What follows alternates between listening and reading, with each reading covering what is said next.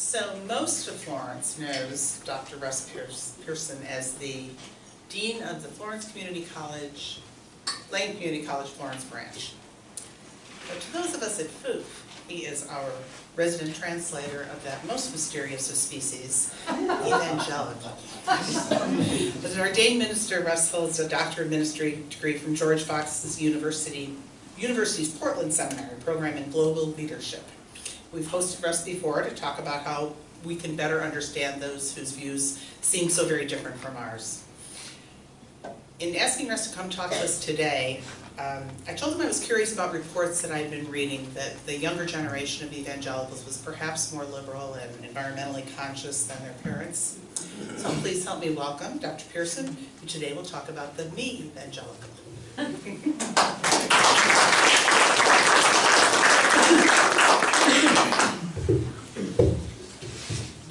It is a great delight to be with you yet again. How many of you have not met me before? A goodly number. Yeah. How about that? I think this is my third time here, and on my first time, I told the story of how I knew several Unitarian Universalists, and that I fondly called them UUs, and gave them permission to call me a Yahoo. So I extend that same invitation to you this morning. And I do have this question for those of you who have met me before, and those of you who have been here a couple of times I've been here in the past. Do people know this about you, that you've invited a self-described, ordained, evangelical Christian minister to address your gathering, not once, not twice, but 3 times. And I will try today, Jennifer, not to break into Trumpian tongues. And you know, anytime you point your finger at someone, they always say that most of your fingers are pointing right back at you. So that question I asked you, you might also ask me, well, why have you come to us 3 times? And well, it's clearly we have to stop meeting like this. But not yet. So my wife Tammy sends her regards. Some of you will know Tammy. She was able to come with me the couple of times I've been here in the past. And she was planning on coming today, but alas, we needed someone to serve as the host on one of our outward ventures for the college today. They're taking a trip over to the Holt Center to see Evita. And we agreed that that would be something that she would be great at doing, and so she is doing that today, but she really misses this opportunity to be with all of us. So, let's talk about the rise and demise of the Mevangelicals, and yes, I am putting an M on front of that word, and if you're wondering about that, we'll talk about along the way, and I should look at what time it is too, so I don't talk too long. If I am, Judy, just, you know, get a hook and a crook and pull me off the dais here. I want to start, I've written a few things for Huffington Post in the past, and I wrote this in 2014 with an evangelical audience in mind. So know that, and it was right when the new version of Cosmos, the TV show, came out with Neil deGrasse Tyson instead of Carl Sagan. And I was thinking about the younger generation. We have 3 children that now are in their 20s, late 20s and 30s, kind of span that age range. And I was thinking at the time about that new generation and what they thought about God and the evangelical church and some of those things. So here's how I wrote to them at that time. And I think I started it on Easter Day, but I knew it wouldn't be published for a couple days. Our entire universe emerged from a point smaller than a single atom. Space itself exploded in a cosmic fire, launching the expansion of the universe and giving birth to all the energy and all the matter we know today. I know that sounds crazy, but there is strong observational evidence to support the Big Bang Theory. And that's a quote from Neil deGrasse Tyson from the TV show Cosmos. I am a child whose life was forged in the womb of mid-20th century American evangelicalism. As Charles Dickens said about another era, it was the best of times, it was the worst of times. It was the age of wisdom, it was the age of foolishness. We were all going direct to heaven, we were all going direct the other way. My young life was marked by clarity, by sharp distinctions. Heaven and hell, good and evil, right and wrong, God and the devil. In fact, I was a little nervous this morning when Sally was talking about all those stamps with 666. Yeah. Get my evangelical blood a-boiling, I'll tell you. There was great comfort in knowing that you know, even if it created an unkind us versus them culture, that my children's generation now finds themselves inheriting, dismantling, rebuilding. Our not all bad tendency toward insulation led, unfortunately, to isolation. We married ourselves to conservative politics and used it to foist our social agenda on an often unwilling public by sheer numbers. We created a parallel universe with our own entertainment industry. Bestseller Christian books. Do you know that the best-selling book of the 1970s, the entire decade, was an evangelical book, The Late Great Planet Earth, that was about things like 666, by the way, interestingly enough. That was the best-selling book of the entire decade of any genre. So that's the sort of thing I'm talking about. Bestseller Christian books, blockbuster Christian movies, most of them bad, a constellation of Christian music stars, our own education system, and our own science. While a positive evangelical trait is to always take the Bible seriously, we assembled a new ism, literalism, that created a straw man out of the scientific community and set itself against mainstream science. Prophets and scientists have always had a rough go in the church. Copernicus and Galileo were sorely persecuted for their scientific observation that the earth rotated around the sun, not the other way around, based in part on verses like Psalm 93:1 that declares, in the King James Version, of course, the world also established that it cannot be moved.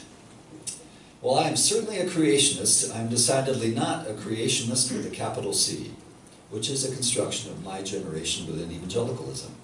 There are very early references in Christian literature to the two books, Scripture and Creation, and it is important we read them both and let them each inform the other, as well as our understanding of God, the cosmos, and our place in it all. I am quite content with deGrasse Tyson's description of the very beginnings of our universe. Science cannot look beyond matter or time. That is not within its purview. But surely a Big Bang, something sudden, something immense, something awesome, is a reasonable scientific translation of Genesis 1:1. In the beginning, God created the heaven and the earth. The message of this Easter just passed and its implications are far larger than the narrow sacrificial blood atonement notion of the gospel that again has become a hallmark of my generation of evangelicals. Imagine God stepping inside the story of a universe cycling toward death with entire populations of beings wiped out over eons of time. Imagine God on a cross dying at the hands of created beings, declaring enough. Imagine all of creation groaning with anticipation of a universe cycling now toward renewed life. Young Christian, listen to these gray hairs, there are a few of them now, writing on Easter Sunday. A lobotomy is not a prerequisite to faith. You should probe, poke, investigate this incredible universe, or multiverse in which you find yourself. Consider the wisdom of science even as you consider the wisdom of Scripture. You should challenge God and challenge yourself. Explore the mysteries, hold things in tension, embrace paradox. God is bigger than you think, or God is not God at all.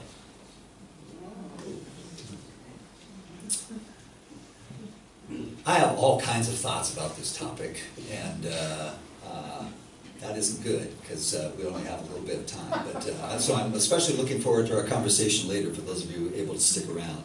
But just a quick reminder of what an evangelical is. And I think I've shared this the last couple times I've been here too. It is, in fact, a broad global movement. It began in the 1700s, so it's much older than a lot of people realize. First signs of life were in Great Britain. And a lot of the early famous names probably we know from history and just some of the Christian foundations of different institutions within America. The Wesleys, Charles Wesley, Jonathan Edwards, Charles Finney. Those are some of the great names from those early days. A lot of the abolitionists, the suffragists, civil rights movement leaders, a lot of them were part of the evangelical movement in a broad way, looking at that great span of time. So these last couple of times I've mentioned what's called Bevington's quadrilateral. And David Bevington is the name of a British scholar, and he had has 4 things, that's the quadrilateral, that 4 terms he uses to summarize the essence or the guts of what being an evangelical means. And they're terms that can be looked at very narrowly or very broadly, and so they're useful no matter what type of evangelical you might be thinking about. So the first is biblicism. That means that evangelicals take the Hebrew and Christian scriptures seriously. You probably know that to be true. The second is crucicentrism, and that sounds a lot like crucifixion. This word refers to the great symbol of Christianity, the cross. Evangelicals assign meaning to the death and resurrection of Jesus. At its core, this means that evangelicals believe one can experience a kind of personal relationship with this power that we call God, and they view God as a giver, a lover, and a cause for hope. Third point is conversionism. Evangelicals are all in, body and soul, and believe that their ethics and values ought to be consistent with the example of Jesus. John Wesley, the founder of Methodism, is one of the earliest evangelicals, and he was in fact already an Anglican minister when he had an experience that he describes in these words: "My heart was strangely warmed." So again, it's this notion of being able to have an experience with the divine. And the fourth point is activism, and that is, as that HuffPost article suggested, that's when when it's that Wesleyan warm heart dynamics where Wesley felt like he had this personal experience with God, and it's the kind of experience that many of the abolitionists, the suffragists, and civil rights leaders felt too, and it drove them to work for social justice.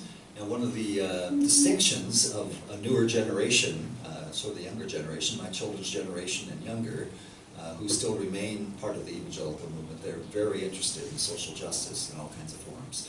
And I think of that as a wonderful correction to some of what their parents and grandparents thought about. What these sometimes mean, these 4 points that I have given to you fairly straight without saying they're good or bad, what these sometimes mean, and seem to look like in American evangelicalism, can be not so great. Biblicism. Biblicism can look like literalism. Literalism is when you take a very strict, very narrow interpretation of Scripture, and truth be told, evangelicals don't do that fairly or the same way all the time. There come to be these certain ideas that become a part of our tribal culture, and we happen to have that in the back of our minds as we read Scripture, although there might be 1,000 scriptures that say another thing. You probably know in Christianity in general, and certainly within evangelicals, that we talk all the time about God the Father, and there's all kinds of imagery, in fact, of feminine imagery in the Bible with reference to God, but we don't talk much about God the Mother, and we get a little nervous when you do. So literalism isn't always applied evenly. And by the way, I don't think I've read anything about this, but I personally see, sociologically speaking, a real connection between some very conservative politics and legal views that take a constructionist, a very conservative legal opinion, where some of the Supreme Court justices over the last several years talking about trying to understand the original intention of the Founding Fathers, forgetting, first of all, there were Founding Mothers, and second of all of them are dead. So we can't always know what the Founding Fathers or Mothers intended, and in fact, life has changed quite a bit since the 1776.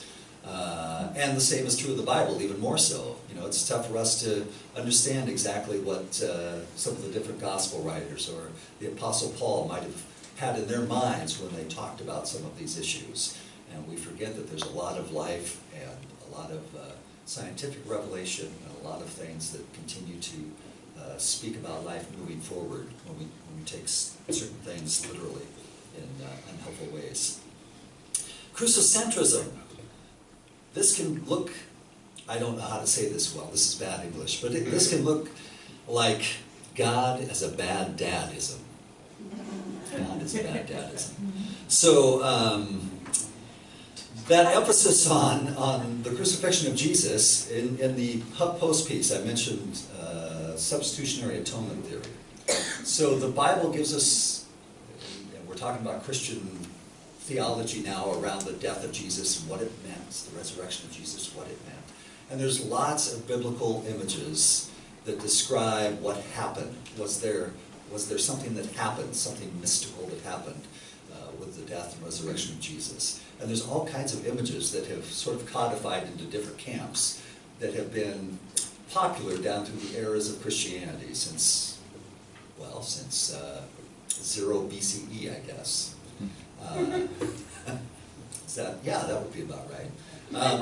And the one that has become the most prominent within evangelicalism, and over the last probably 50 years, it has become almost a dividing line. If you assent to this, you're still an evangelical. If you don't, we're not sure about you. And that is whether or not you believe that the substitutionary atonement theory, that God was really mad at people, that we did something really bad, Adam and Eve did something really bad, so God is really mad at everybody, and the only way to fix that was for him to send his son to the world. And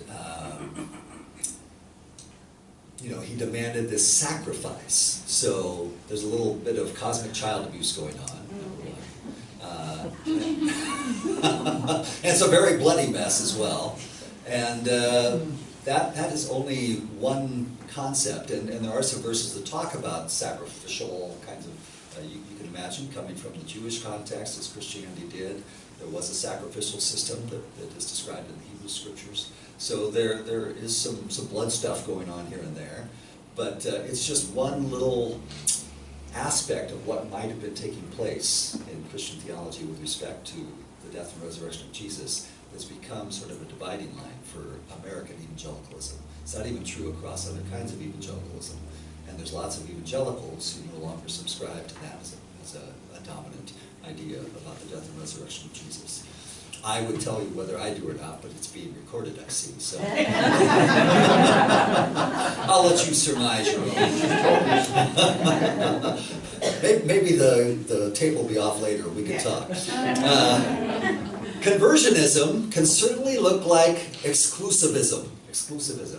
I grew up in the era of watching Billy Graham and do all of his crusades on television, he did evangelistic crusades.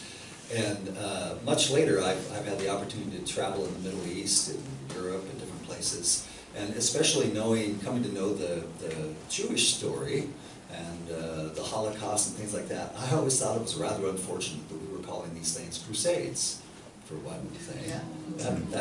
That's not a great term. I actually, remarkably, this is an aside, I had the chance to meet Billy Graham up in Portland many, many years ago. I won't go into why or how, but I literally met him face to face. We shook hands, and I liked him in many ways. I am not a fan of his son Franklin, just but enough about that. At any rate, that exclusivism, when Christians emphasize that they have all the knowledge, they have the only way.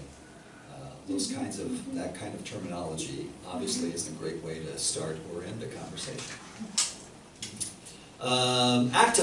Activism can be a good thing, but in terms of what it has become in some sectors of American evangelicalism, we see a real tribalism. When Christians create those parallel institutions, it's like that activism has come to be sort of a sociological product of groupthink rather than individual spiritual encounters with God. So that quadrilateral it spans a range, but it can definitely be negative. And in many sectors of the American Christian milieu, it has become that today. But I still would say I'm an evangelical. Many others might vote me off the island. But I still call myself an evangelical, and evangelicals love a good resurrection story for obvious reasons. So let me briefly describe not just the rise and demise, but also the possible resurrection of the evangelical movement. I would like to tell you that the sort of thing I've described is what I am calling Mevangelicalism, the negative side of that quadrilateral. And I'm here to tell you the Wevangelicals are coming. The Mevangelicals. How about that? So that rigid, doctrinaire version of evangelicalism, which I call the kingdom of the Mevangelicals, is crumbling, and the Wevangelicals are on the rise, ready to embrace what Jesus called the least of these, prepared to acknowledge our interconnectedness, to understand that as Christians and as a part of the family of humanity, we succeed together, not apart. The threads of what these new evangelicals might look like, I'm seeing they're already out there, so let me describe some of them to you. And I'm speaking now really kind of as a sociologist. So, first of all, for evangelicals, they believe that the good news has to be good news. Christians talk a lot about the gospel, and the gospel is just a word that literally means good news. And if you've ever had an experience of being accosted by an evangelical wanting to share the gospel with you, it probably didn't sound like very great news. And evangelicals think the good news ought to be good news. There's no false advertising involved. So there's that.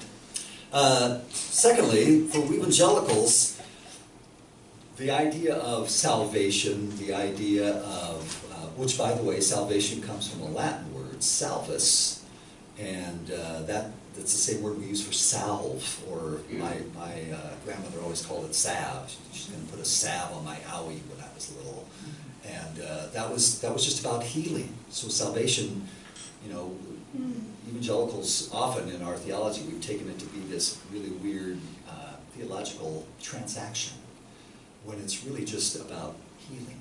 That's what salvation is about. So salvation isn't as much about a transaction as it is a transformation. It's about I've got this spot that hurts, and I need to be healed. For evangelicals, our interactions with others is not as much about conversion as about conversation. The older I've gotten, I've been a part of evangelical churches literally my entire life, different flavors, but all evangelical. And the older I've gotten, the more I've come to not be so excited about certainty, but rather to crave and embrace mystery. And that seems like a good posture for all of us. And that's something that I see the evangelicals taking up as well. For evangelicals, Christianity is not as much about belief as it is about action. There's a group called the Red Letter Christians, and they don't intentionally ignore all of the Bible, but they focus on, you may know that Christians, some of their Bibles, they literally print the words of Jesus in red. It's just so, Jesus said this. This is a bigger deal than the black letters. And if we think Jesus is a cool dude, then let's listen to what the cool dude said. So I see that as a good thing. Most folks think that Jesus was a wise and esteemed prophet, speaker, wisdom teacher, whatever words we might associate with him. And it seems to make sense to focus on the words of Jesus. So Red Letter Christians try and look at the words of Jesus, which don't always line up with some of the evangelical theology in other places, taking care of the least of these, the widows, the orphans, things like that. So I think that's a good thing. So, in modern American evangelicalism, there's a real focus on orthodoxy, which orthodox means believing the right things. And a lot of other Christian tribes, literal orthodoxy, like Roman Catholic, so Catholicism is its own thing, but Orthodox, like Greek Orthodox, some of these, they also talk about orthopraxy, which is right practice. A lot of the statistics I've read over the years about what the American public has come to think about evangelicals, well, they hate gays, they vote Republican, they do this, they do that. It's all about their crazy ideas for the most part. tribal, collective ways of thinking about things, ways of interpreting the Bible, instead of acting out the life of Jesus to the rest of humanity. And for Wevangelicals, salvation itself is not as much about redemption as it is about incarnation. When I was going through my doctoral program, it was global leadership. So once a year, we literally traveled somewhere around the globe to meet some other leaders. See, global leadership. And one of the places we were able to travel to as a cohort was to Ethiopia. And in Ethiopia, we had several interesting conversations with Ethiopian Orthodox folks. And Ethiopian Orthodoxy is very old. Some of the earliest Christian thinkers and earliest Christian theologians came from Alexandria, which was in Africa, on the opposite side of the Mediterranean, the south side of the Mediterranean. And Ethiopia is kind of up in that general direction, a little to the east, but it's up there. And so it's also a really remote place, just the geography makes it fairly remote. So it seems very ancient, and a lot of things haven't changed for hundreds and hundreds of years. And they are considered by most other flavors of Christianity heretical in this one respect. They are Meaphysites. And that Mea is a Greek word that means one, and physite is your physique, your physiology. So they believe that Jesus had one nature. You may know that Christians describe Jesus as both human and divine. And the Meaphysites believe that Jesus was human divine. It's like if you had a couple pitchers of salt and you put them together and said, well, which is it? And no, it's just salt now. And that is an interesting way for I think evangelical Christians, if they can grasp that kind of a theological shift, I think can be very positive. The incarnation this way overcomes the split in us and in creation. Salvation becomes not just a magical transaction accomplished by moral behavior or joining the right group. The only salvation worthy of the name is a realization of who we are already in this world, and always have been, and will be eternally. Salvation is not a question of if, nearly as much as when. Salvation at a cosmic scale. The point of the Christian life is not to distinguish oneself from the ungodly, but to stand in radical solidarity with everyone and everything else. This is the intended effect of the incarnation, symbolized by the cross, God's great act of solidarity rather than judgment. And too often it has come to stand as a symbol of judgment on anybody who doesn't pledge allegiance to that cross. I want to close with kind of a long story. I opened with a story that one of my favorite authors wrote me. I'm going to close with one from another author I like, but it's not me.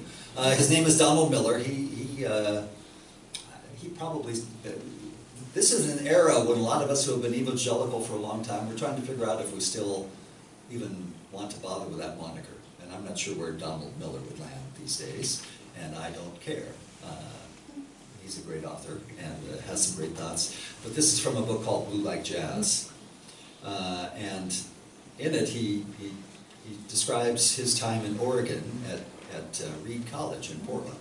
So he writes about this unique experience he had in which Christian students confessed the sins of Christians to students during a 3-day weekend Renaissance fair known as the Ren Fair on campus. So let me read this to you. Saturday evening at Ren Fair is alive and fun.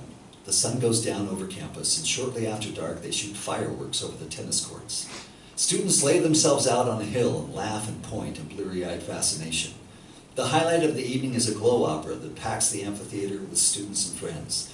The opera is designed to enhance mushroom trips. The actors wear all black and carry colorful puppets and cutouts that come alive in the black light. Everybody oohs and ahs.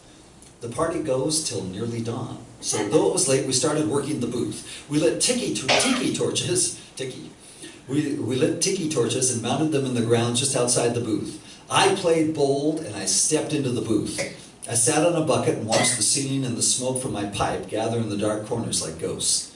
I could hear the rave happening in the student center across campus. I sat there wondering whether any of this was true, whether Christianity spiritually was even true at all. You never question the truth of something until you have to try to explain it to somebody else.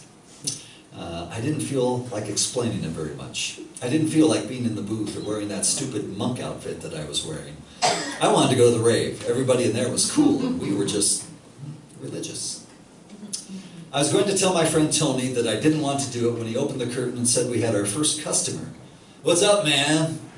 This dude sat himself down on the chair with a smile on his face. He told me my pipe smelled good. "Thanks," I said. I asked him his name, and he said his name was Jake. I shook his hand because I didn't know what else to do, really.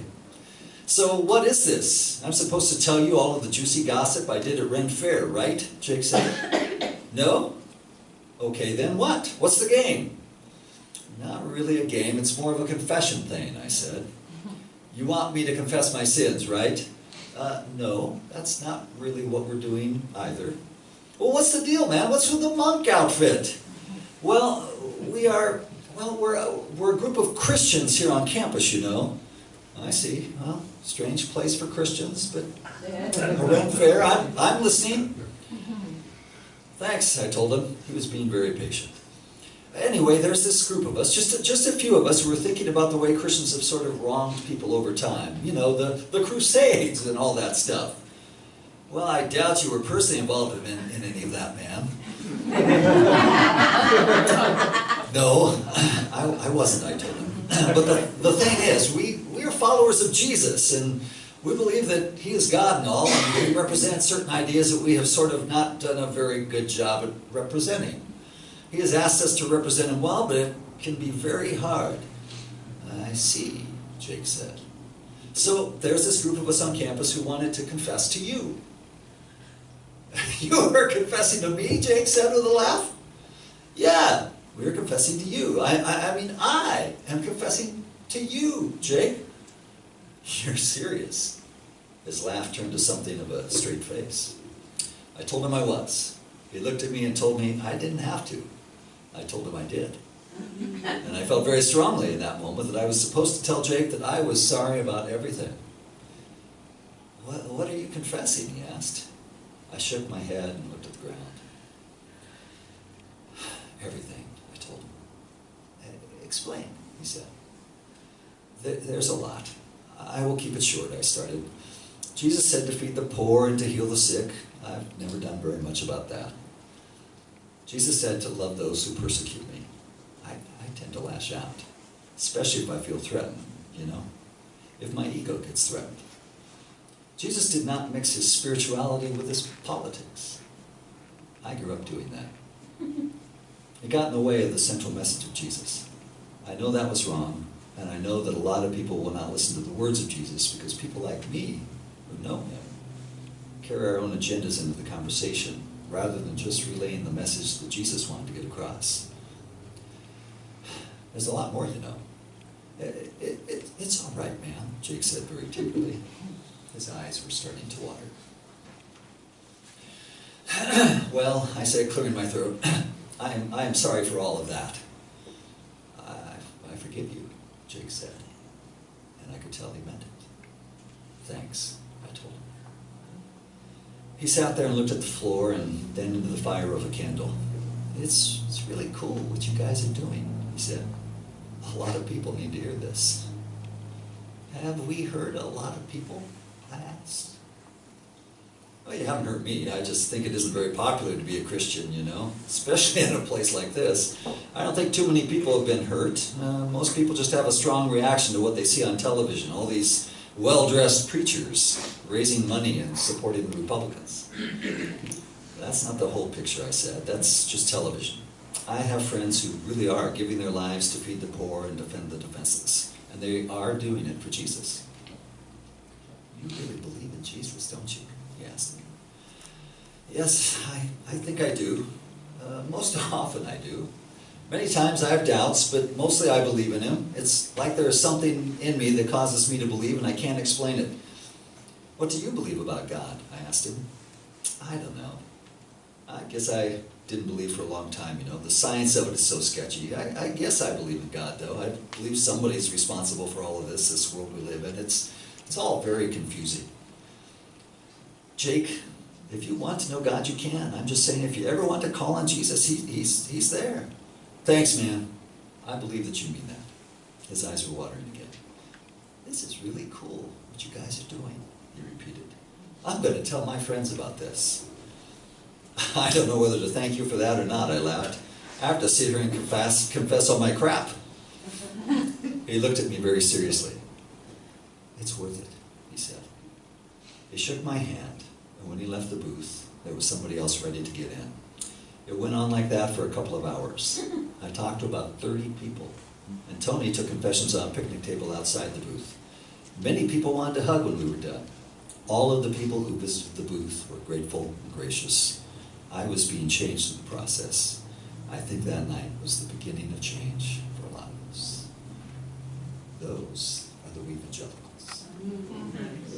So I just want to end with this.